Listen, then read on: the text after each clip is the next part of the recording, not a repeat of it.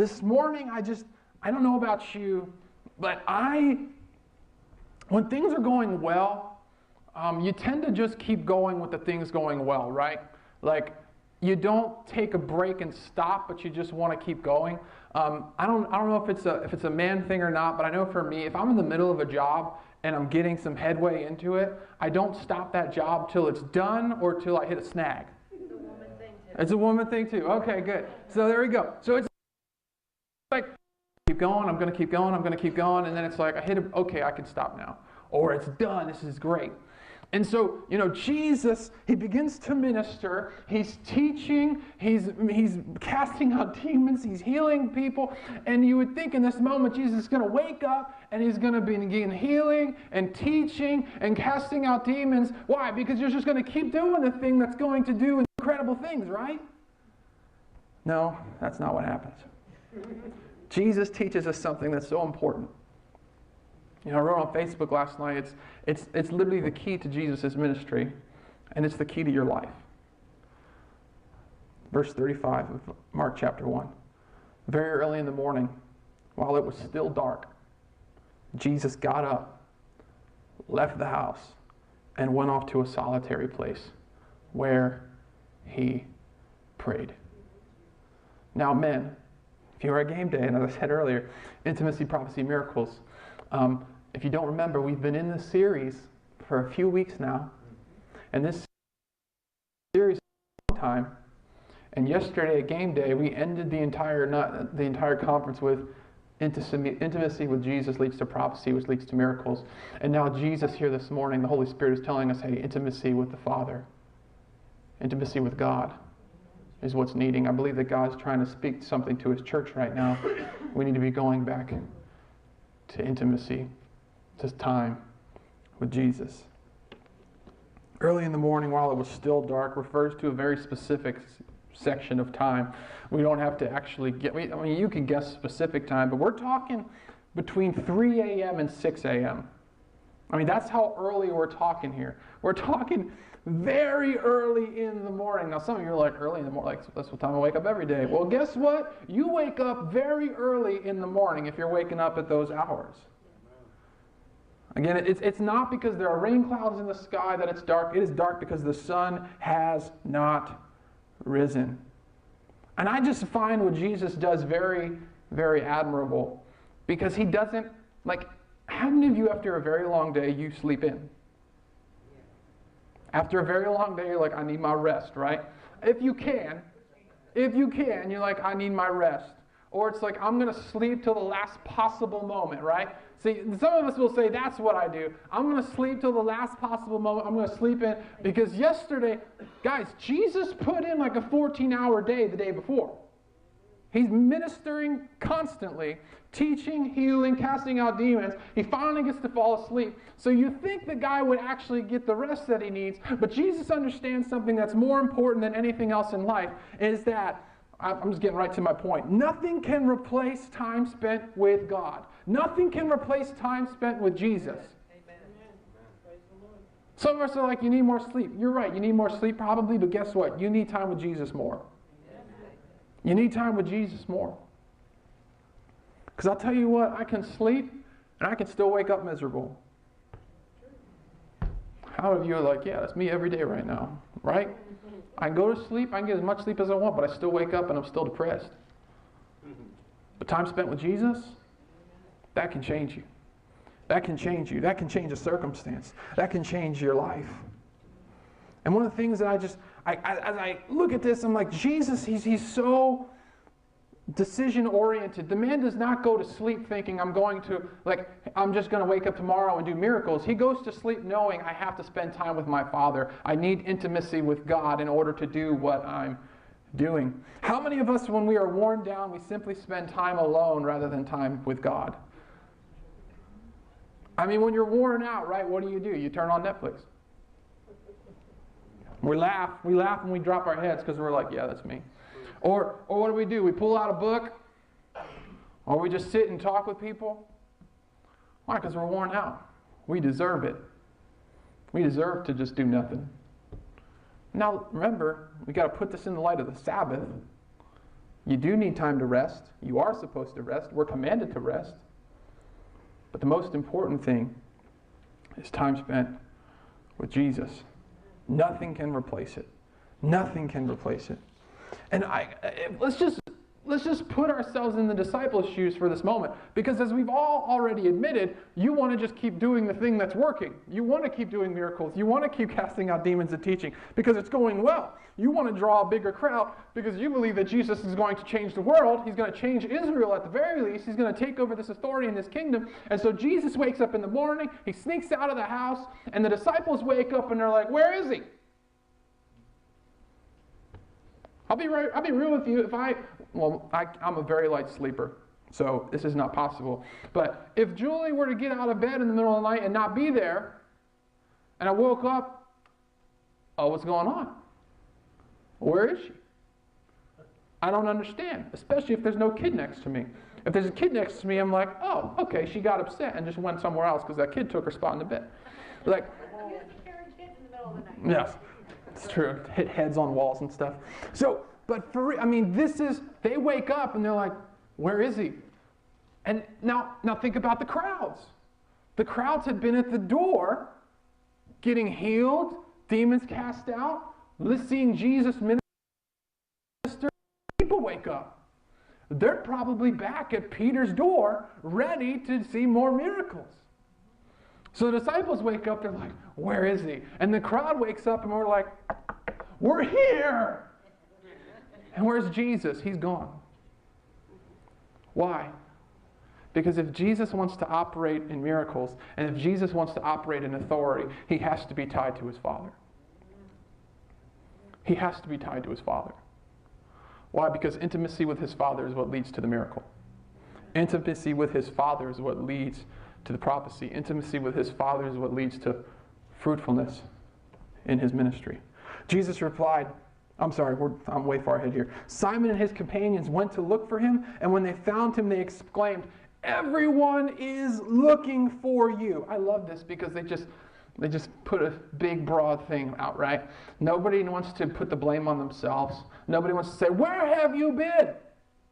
No, they just go, hey, Jesus, everybody's looking for you, because nobody wants to own the fact that they're upset that he was there. Nobody wants to own the fact that they were upset that Jesus wasn't there. So they're just like, hey, everybody. Everybody's like, where are you at? They find him praying, and they give him that rant. And what I love about Jesus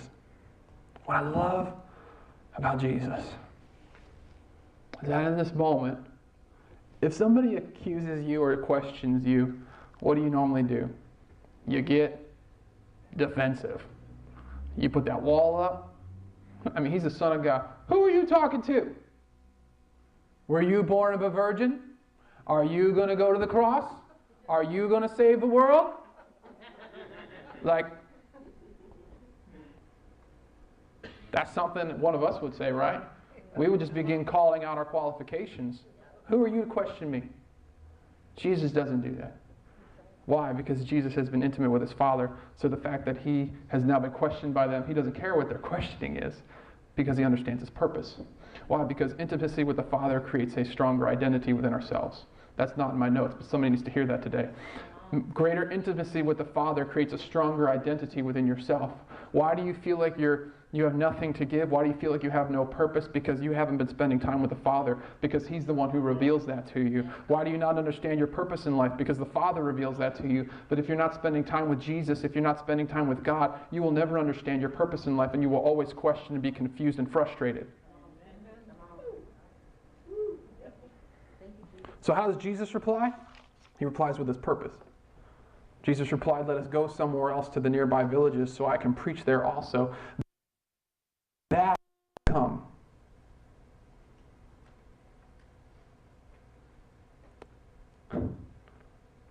So he's been ministering in this town. And the scholars believe that all of these towns in Galilee, there's a minimum of 1,500 people. I mean, we're not talking like just a few, we're talking 1,500 people minimum in these towns. And Jesus has the crowd at his door, he has the town at his fingertips, and he says, I've done enough there, I'm ready to go. And what's real interesting about this is because this is a problem in our churches in America. And I'm going to look down while I preach this because I don't want you to think anything of me. And I don't want you to go, oh, pastor's talking to me and I don't care what he has to say anymore. All right. So this is where we have to get to. Jesus is preaching in this town, and they understand his authority. They understand his miracles. They understand who he is. I mean, it's revealed to them who he is. Why? Because the demon at the synagogue said, I know who you are, the Holy One of God. These people know who Jesus is. So the crowd knows who Jesus is, and Jesus says, hey, let's go to another town. Why? Because there's other people who have to know. But in the church, what ends up happening is when a pastor or when a leader spends a lot of time here, and then they go over here, they get mad at the pastor, like, well, where are you? You were with me. Well, Jesus understood the fact that other people need to know, and so he has to go minister to others. If your pastor has to hold your hand through life, you want to know how this church is going to get to? It's going to get to 3 people, well, 8 people. My family and 1 person. Why? Because if I'm only going to pastor 1 person, that's what's going to happen. And everybody wants to be that 1 person. This was preached at game day yesterday too, wasn't it? So we all have to begin ministering to one another. So that just like when Jesus leaves the town, there are people here who can still do things. These people need to hear. These people need to hear. And now this is not pastor saying, this is not me saying I don't want to be a part of your life. Dad, do not hear that. I want to hear the good. I want to hear the bad. I want to walk you through your hard time. I am not saying I don't want to be there. And none of you are doing this right now. None of you are doing this. But I have been in a place where every day, I would get contacted by somebody because they needed something. When you get to that level, it's a problem. If you're contacting me all the time, that's a problem. But nobody does that here.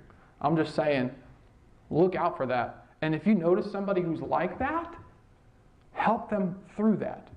If you hear somebody in another church and be like, my pastor doesn't have time for me anymore, be like, because your pastor is ministering to other people? Help other people walk through that. Don't tell them to come here, because guess what they're going to do? They're going to stir that up here. Don't do that. Don't do that, because pastor doesn't have time for everybody all the time. I don't even know, I'm sorry, I don't know where that's coming from. Okay. So Jesus, this is verse 39, so he traveled throughout Galilee, preaching in their synagogues, driving out demons. So again, we have prayer, intimacy with the Father, prophecy, he's preaching in the synagogues, miracles, he's casting out demons. Again, he just illustrated so perfectly yesterday. Intimacy with God leads to prophecy in your life, leads to miracles through you. Okay? And so what we have to understand then is that prayer amplifies our life. Could you just play some background music real quick? Because I want to explain and show an illustration of this. Because when I say the word amplify, sometimes people kind of question what that means. And so I need people to understand. Turn it up just a little bit so people can hear clearly. A little bit more. Is it all the way up? There we go.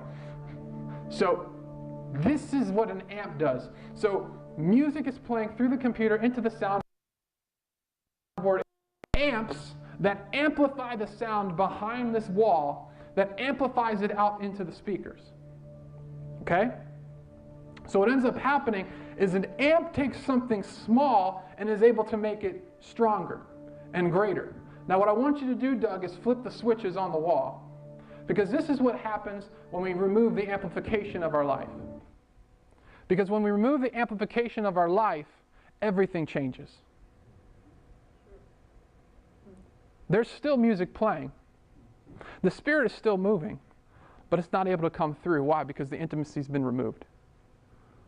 I still have a voice, but it's not as strong because the amplification has been removed. You can flip the switches back up. Intimacy with God amplifies your life. Intimacy with God transforms the authority in your life. Some of you have been asking, Pastor, you've been preaching different.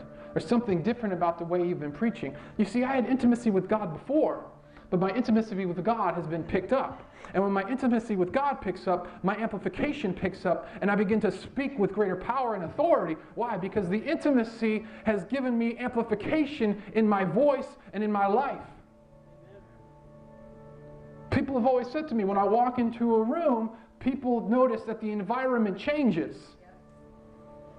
Some of you have been telling me, my workplace has been changing because I'm a part of it now. People aren't cursing as much. People aren't talking and gossiping as much because the room, the environment has been changed because an amplification of a life.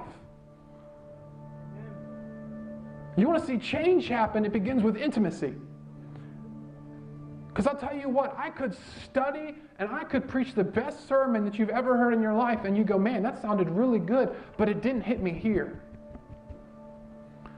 Because amplification hits the soul and it hits the heart.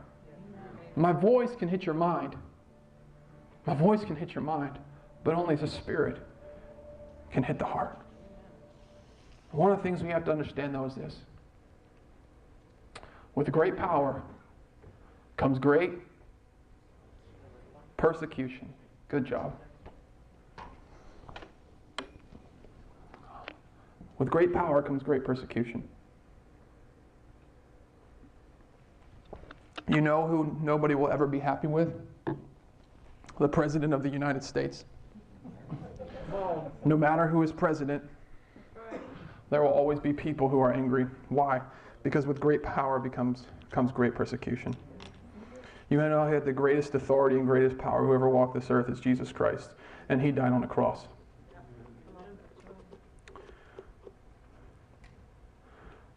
God's been revealing to me one of the reasons that the attacks have been coming so great is because the intimacy level hasn't been picking up. So the authority level has been rising. But with great power comes great persecution. Let's look all around the world right now. Where is God moving the greatest? You want to go to Africa, where the Spirit is moving so strong? There are churches where literally you walk in on a Sunday and people will walk in with a machete and take people out. With great power comes great persecution. You want to know where the church is going right now is in China, where the government is saying, no, you can't be a part of this, and so they're literally burning down churches. With great power comes great persecution.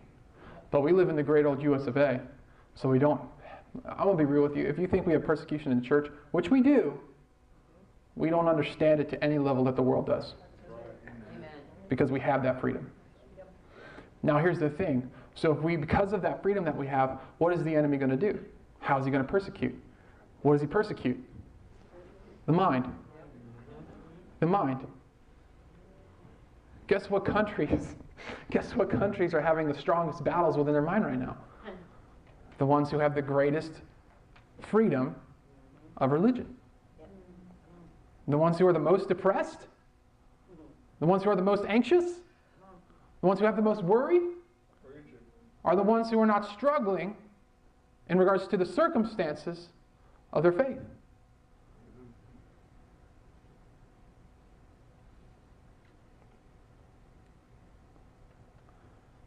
But there's a pretty big but. That was a joke. You could laugh there if you wanted. In the words of Jesus, because he says it best to what I just said, I have told you these things so that in me you may have peace. In this world, you will have trouble, but take heart, for I have overcome the world. I have told you these things so that in me you may have peace. In this world, you will have trouble, but take heart, for I have overcome the world. You know, what's real funny is that a lot of times when people hear sermons like this, they go, well, if that means pressure, if that means persecution, I don't want to step into that. What's real funny about that is the persecution you're living under is slavery of fear And you just don't realize it yet.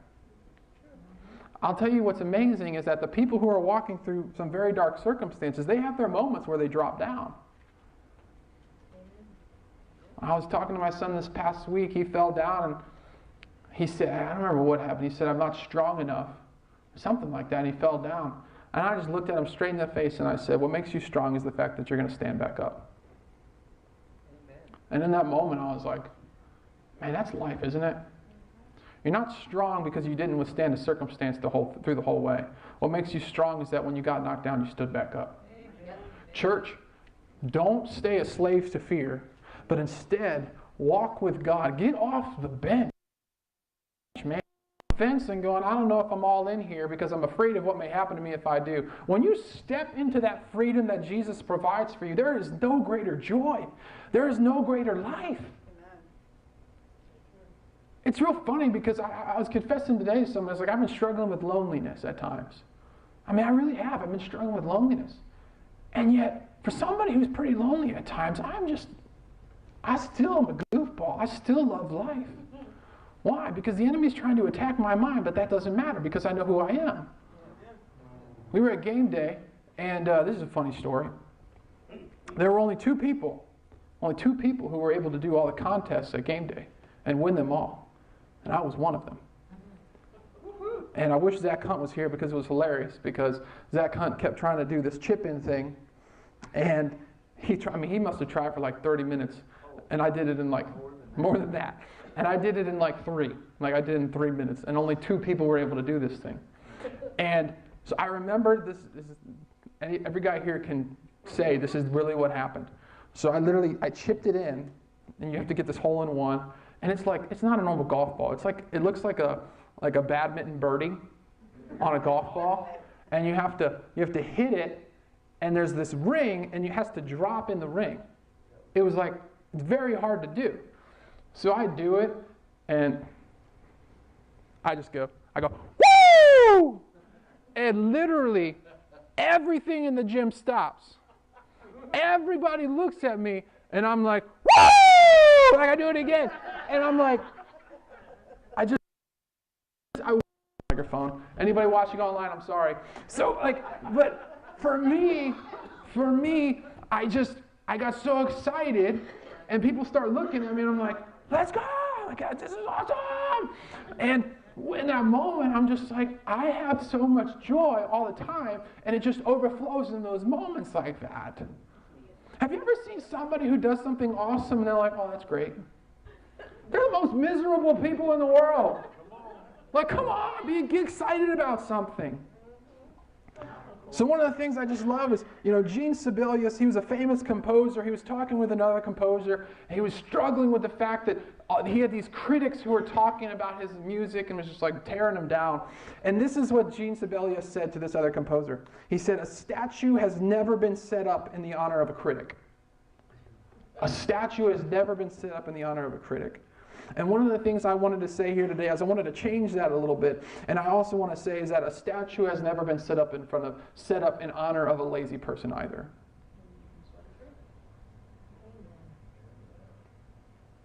Someone who sits in the background, nobody's building a statue. Nobody's going to honor them.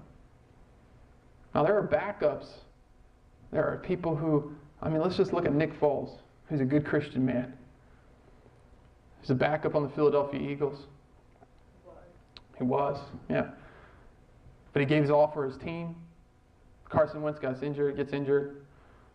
And guess what? Nick Foles was ready to step up. He wasn't sitting on the bench doing nothing. He was ready for his moment. And he took the team and won a Super Bowl. Church, be prepared because God's going to call you up at some point. Don't be lazy because you're not where you want to be. A statue has never been set up in honor of a lazy person. Serve where God has called you to serve. And longevity is important in our efforts. And the only way to maintain longevity is to be healthy. And the only way to be healthy is intimacy with God. Intimacy with God. Doug, can you play that video? And let's just get the instruments to come up now during this video.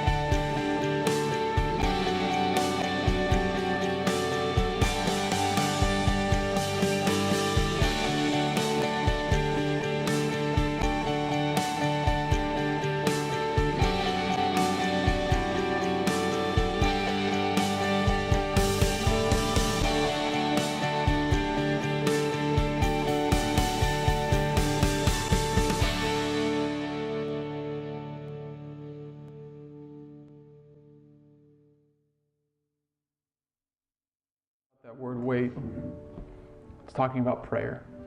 It's talking about intimacy. It's talking about that. You ever just prayed for something and you're just waiting and waiting, but you keep praying and praying and waiting? It's waiting with expectation. I mean, strength will rise as we wait on the Lord. Some of you have been waiting for months, and what's happening is your strength is rising because our God is ready to release a move of His Spirit that we need to be prepared for. We need to be prepared for it. Church, I'm going to tell you right now, and you're going to hear about it in the coming weeks, the month of July is going to be a holy one. We're going to take the month of July and we're going to do a push as a church where we're going to spend time in the Word and we're going to walk through a specific book of the Bible together as a church. We're going to commit to a specific set amount of time in prayer every day as a church. We're going to set as a church, hey, this is what we're going to do. And as we say we're going to be united, we believe that God is preparing us for the miracles to come. And it's going to begin with intimacy as a body. And so in the month of July, what we're going to do is we're going to walk through a book together. We're going to pray together. And what we're going to do is we're going to order wristbands so that every day you'll be able to have a wristband on that'll remind you, I'm united with my church on this. I can't let them down. I want to be a part of this. I need to get off the bench. I need to get in the game because I believe that God has something incredible for us. Church, intimacy with God cannot be substituted for anything else. Prayer cannot be substituted for anything else.